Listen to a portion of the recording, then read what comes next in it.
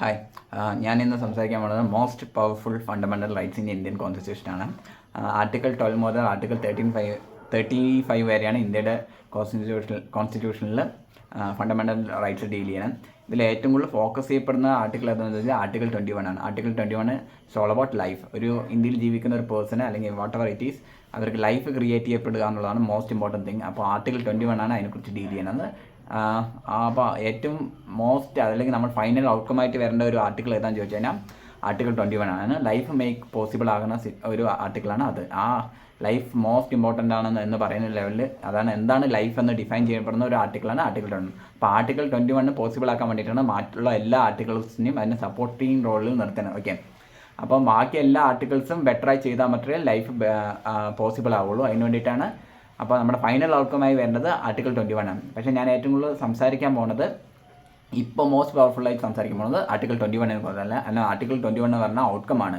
ഔട്ട്കമ്മിനേക്കാളും important ആണ് അതിൻ്റെ process എന്ന് വിശ്വസിക്കുന്ന ആളാണ് ഞാൻ. ഓക്കെ, പ്രോസസ്സ് എന്ന് പറയുമ്പോൾ ഇതെൻ്റെ പേഴ്സണൽ ഒപ്പീനിയൻ മാത്രമാണ്. It's not something I learn.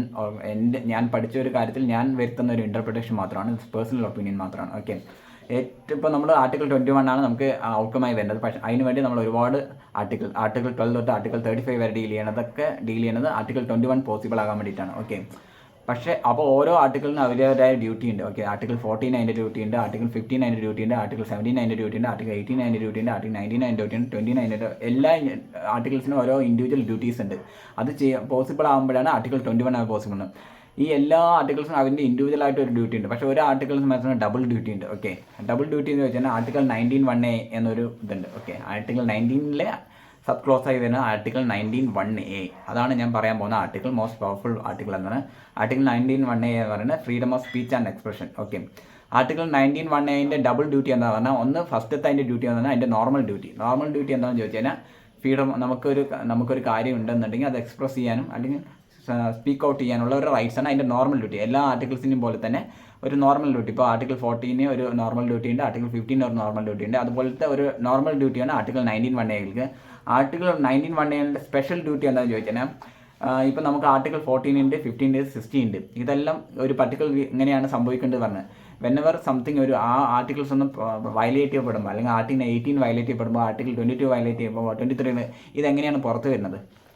Okay, ഇത് ഒരിക്കലും ആർട്ടിക്കിൾ 14 വോളണ്ടറിലി പുറത്ത് വരാനുള്ള കഴിവില്ല. ഓക്കെ, അത് ആർട്ടിക്കിൾ 15 വോളണ്ടറിലി പുറത്ത് വരാനുള്ള കഴിവില്ല, ആർട്ടിക്കിൾ 15 വോളണ്ടറി പുറത്ത് വരാനുള്ള കഴിവില്ല. ഓക്കെ, കാരണം ഇവർക്കെല്ലാം വയലേറ്റ് ചെയ്യപ്പെടുന്ന സ്വയം മുന്നോട്ട് വന്നിട്ട് ഇത് വയലേറ്റ് ചെയ്യപ്പെട്ടു എന്ന് പുറത്ത് വരാൻ ഒരു കഴിവില്ല. ഓക്കെ, അതിന് ഒരാളുടെ സപ്പോർട്ട് അവിടെ ആവശ്യമുണ്ട്. ഓക്കെ, ഇപ്പോൾ ഏത് ആർട്ടിക്കിൾസും വയലേറ്റ് ചെയ്യപ്പെടുമ്പോൾ അതിനെ പുറത്ത് വരുന്നുണ്ട്, ആ വയലേഷൻ പുറത്ത് വരുന്നുണ്ടെങ്കിൽ മറ്റൊരു ആർട്ടിക്കിളിന് സപ്പോർട്ട് ഉണ്ട്. എല്ലാ ആർട്ടിക്കിളിനും സപ്പോർട്ട് ചെയ്യുന്ന ഈ ഒരേ ഒരു ആർട്ടിക്കിൾ ആരാണെന്ന് ചോദിച്ചാൽ ആർട്ടിക്കിൾ 19(1)(a) ആണ്. ഓക്കെ, വെൻ യുവർ ആർട്ടിക്കിൾ 14 നിങ്ങൾക്ക് വയലേറ്റ് ചെയ്യപ്പെടുമ്പോൾ നിങ്ങൾക്കത് പുറത്ത് വരുന്നുണ്ടെങ്കിൽ എങ്ങനെയാണ് പറയാൻ പറ്റുക? അല്ലെങ്കിൽ എങ്ങനെയാണ് അറിയണത് ഈ കാര്യം വയലേറ്റ് ചെയ്യപ്പെട്ടു, ആർട്ടിക്കിൾ 18 വയലേറ്റ് ചെയ്യപ്പെട്ടു, ആർട്ടിക്കിൾ 22 വയലേറ്റ് ചെയ്യപ്പെട്ടു, അല്ലെങ്കിൽ ഈവൻ ആർട്ടിക്കിൾ 21 വയലേറ്റ് ചെയ്യപ്പെട്ടു, അല്ലെങ്കിൽ 22, 24 ഇതെല്ലാം പുറത്ത് വരുന്നത് എപ്പോഴാണെന്ന് ചോദിച്ചു കഴിഞ്ഞാൽ അവിടെ ആർട്ടിക്കിൾ 19(1)(a) അതായത് freedom of speech and expression active ആകുന്ന സമയത്താണ്. അപ്പോൾ മോസ്റ്റ് ഇമ്പോർട്ടൻ്റ് ആയിട്ടുള്ള ഒരു ആർട്ടിക്കിളാണ് ആർട്ടിക്കിൾ 19(1)(a). കാരണം ബാക്കി എല്ലാ ആർട്ടിക്കിളും അവിടെ ഉണ്ടെങ്കിൽ പോലും 19(1)(a) ഇനാക്റ്റീവ് ആണെന്നുണ്ടെങ്കിൽ പിന്നെ ഒരു അർത്ഥവുമില്ല അതിന്. ഓക്കെ, കാരണം ഒരു ആർട്ടിക്കിൾ അവിടെയുണ്ട്, അത് വയലേറ്റ് ചെയ്യപ്പെടുന്നു, പക്ഷേ അതൊരിക്കലും പുറത്ത് വരുന്നില്ല. ഓക്കെ, ആ ആർട്ടിക്കിൾ വയലേറ്റ് ചെയ്യപ്പെടുന്നു, ഈ ആർട്ടിക്കിൾ വയലേറ്റ് ചെയ്യപ്പെടുന്നു എന്നുള്ളവരും പുറത്ത് വരുന്നില്ല എന്നുണ്ടെങ്കിൽ പിന്നെ ആ ആർട്ടിക്കിൾ അവിടെ ഉള്ളതുകൊണ്ട് വലിയ അർത്ഥമൊന്നുമില്ല. അപ്പോൾ ഒരു ആർട്ടിക്കിളിൽ ഇങ്ങനെ അയക്കണം സംഭവിക്കണം പറഞ്ഞാൽ അത് വയലേറ്റ് ചെയ്യപ്പെടുന്ന സമയത്ത് അത് പുറത്ത് വരും വേണം. പുറത്ത് വരണമെന്നുണ്ടെങ്കിൽ അവിടെ ഒരു ആർട്ടിക്കിൾ ഭയങ്കര സ്ട്രോങ് ആയിട്ട് ആക്റ്റീവ് ആയിരിക്കണം. ആ ആർട്ടിക്കിളാണ് 19(1)(a) എന്ന് പറയുന്ന freedom of speech and expression. അപ്പോൾ ബാക്കി എല്ലാ ആർട്ടിക്കിളിനും നമ്മൾ ആക്റ്റീവായിട്ട് കീപ്പ് ചെയ്തിട്ട് ആർട്ടിക്കിൾ 19(1)(a) ഇനാക്റ്റീവായിട്ട് കീപ്പ് ചെയ്തതിനാൽ പിന്നെ ബാക്കിയുള്ള ആർട്ടിക്കിളും ഉള്ളതിലൊരു അർത്ഥമില്ലാത്ത എന്നെ തുല്യമായി വർത്തണം.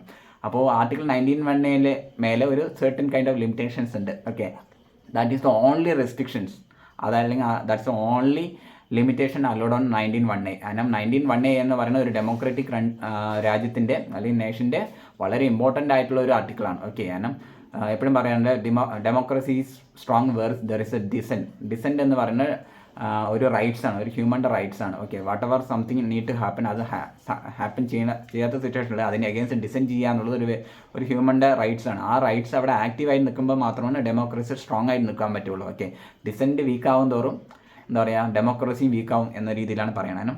എപ്പോഴും പറയാറുണ്ട് ഡെമോക്രസീൻ്റെ ഒരു സേഫ്റ്റി വാൽവായിട്ട് കൺസിഡർ ചെയ്യപ്പെടുന്നത് ഡിസെൻ്റ് ആണ്. ഓക്കെ, ഡിസെൻ്റ് എന്ന് പറയുന്നത് നമുക്ക് ഡിസെൻ്റ് വേണമെന്നുണ്ടെങ്കിൽ ഓട്ടോമാറ്റിക് ആർട്ടിക്കിൾ 19(1) അവിടെ ആക്റ്റീവ് ആയിരിക്കണം. ഓക്കെ, 19(1) കൂടെയാണ് നമ്മൾ ഡിസെൻ്റ് അവിടെ കൺവേ ചെയ്യുക. ഓക്കെ, അപ്പോൾ ഓട്ടോമാറ്റിക്കലി നമ്മുടെ ഡിസെൻ്റ് വീക്കാവും തോറും നമ്മുടെ ഡെമോക്രസി വീക്കാവും. ഓക്കെ, അല്ലെങ്കിൽ നമ്മുടെ മറ്റുള്ള ആർട്ടിക്കിൾസ് വീക്കാവും, അത് ഓട്ടോമാറ്റിക്കലി നമ്മുടെ ലൈഫ് വീക്കാവും. ഓക്കെ, അപ്പോൾ 19(1) ചെയ്യുന്ന